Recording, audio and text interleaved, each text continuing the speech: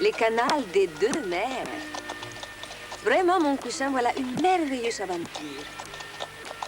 Mais qu'attendez-vous au juste de moi? Une grande faveur, Majesté. Allons, Ferdinand. Assez de majesté entre nous. Vous m'avez connue tout petite, en Espagne, pendant votre voyage de noces, rappelez-vous? Oh oui, je n'ai pas oublié la petite fille si vive et si intelligente. Et qui regardait avec des grands yeux le cousin Ferdinand. Parce que vous aviez dit, en riant, que vous étiez amoureux de moi. Et moi, je l'avais cru. Alors, vous voyez, mon cousin, vous voyez que nous pouvons nous retrouver tout à fait simplement, vous et moi. Et maintenant, dites-moi ce que je fais pour vous. Vous désirez que j'intervienne auprès de l'empereur, c'est ça? Il est certain que le soutien de l'empereur serait infiniment utile à mon projet. Eh bien, mon cousin, je vous promets de plaider votre cause. En politique, l'empereur veut bien m'entendre parfois. Il vous recevra très bientôt. Je vous le promets. Comment vous remercier, ma cousine, pour cette intervention qui peut changer tant de choses dans la difficile partie que j'ai engagée? Votre entreprise est belle, mais sans nul doute semée d'embûches, il va vous falloir des puissants soutiens. C'est pourquoi votre promesse me comble, madame. Je ne sais comment vous témoigner ma gratitude. Eh bien, en faisant avec moi un grand galop et en avant pour le canal des deux mers. Allez!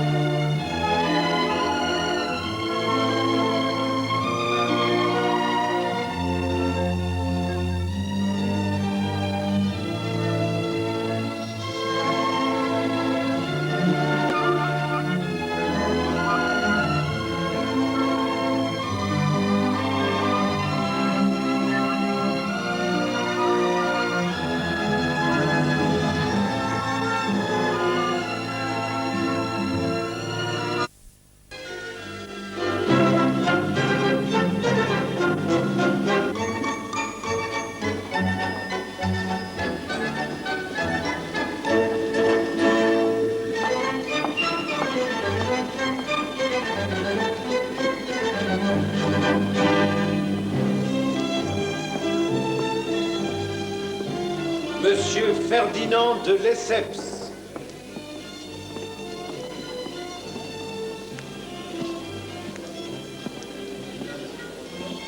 Mon cousin.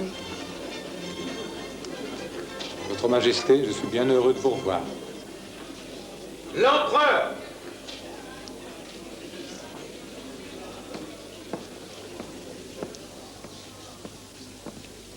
Bonsoir, mesdames. Monsieur de Lesseps, j'entends beaucoup parler de vous ces temps-ci, et je ne m'attendais pas à vous voir. Sire, je préfère vous entretenir de vive voix, plutôt que de laisser une certaine presse se déchaîner contre moi. Allons, mon cousin. Je suppose que vous avez à vous plaindre. Sire, je suis la victime d'une campagne infamante, dont l'objectif est crapuleux. Oh, le mot est fort. Oh, il est faible, sire. Ceux qui me traînent dans la boue sont en fait des affairistes qui cherchent à m'éliminer et à s'emparer frauduleusement de ce que j'ai mis tant d'années à construire. On en veut à votre canal?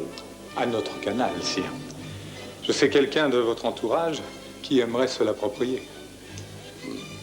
Pas de nom, s'il vous plaît. Même celui de Noubar Pacha? Celui-là à l'extrême rigueur.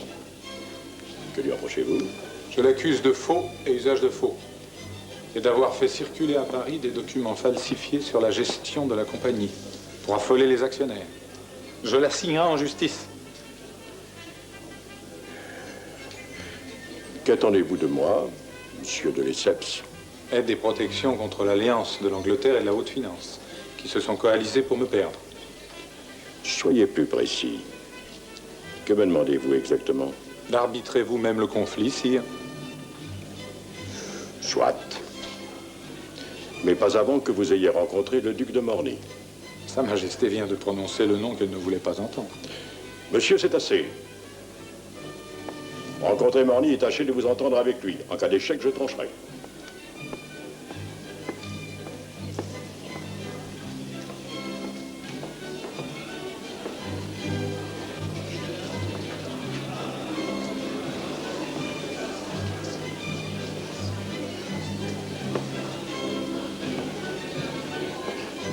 Majesté, quel homme extraordinaire que votre cousin. C'est une légende vivante.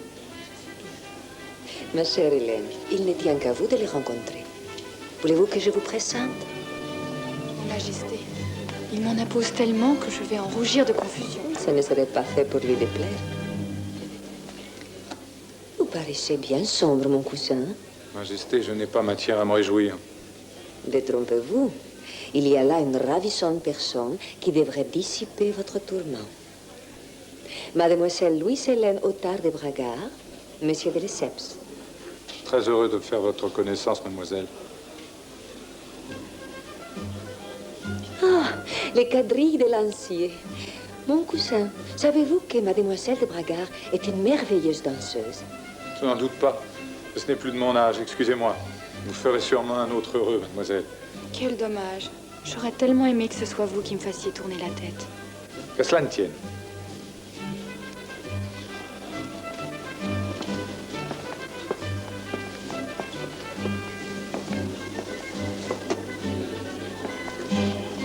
Croyez-vous qu'un homme qui perce les continents puisse manquer de percer le cœur de notre petite Hélène? Tenez, j'ai trouvé autre chose pour vous tourner la tête, petite fille. Mais je ne suis plus une petite fille. Ah bon, et depuis quand? Que voulez-vous dire? Vous voyez que vous êtes encore une petite fille. J'ai quand même 17 ans.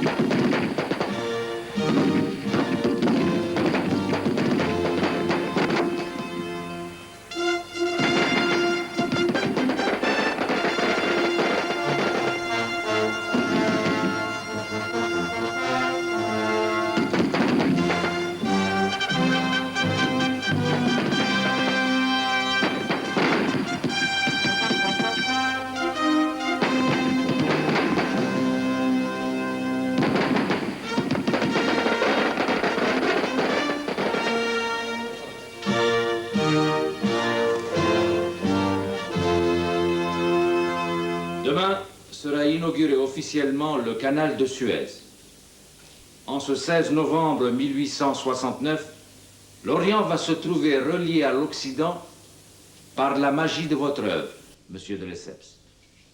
Pour la première fois dans l'histoire de l'humanité, vous avez associé, sans distinction de race ni de patrie, des hommes de bonne volonté dans une création universelle, qui est avant tout une œuvre de paix. Une œuvre d'amour. Monsieur de Lesseps, faites-nous l'honneur d'ouvrir le bal.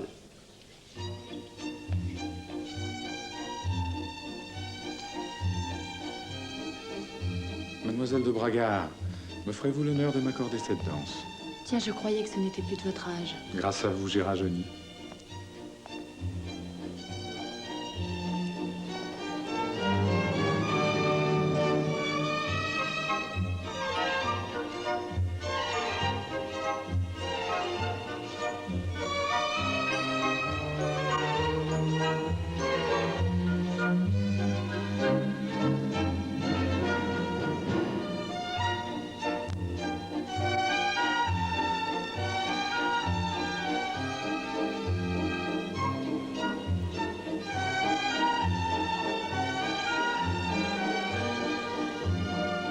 Ferdinand, vous m'avez pas encore dit ce qu'étaient devenus les Filao de papa.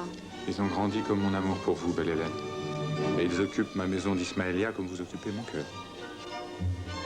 Ferdinand, j'ai une confession à vous faire. Je vous écoute.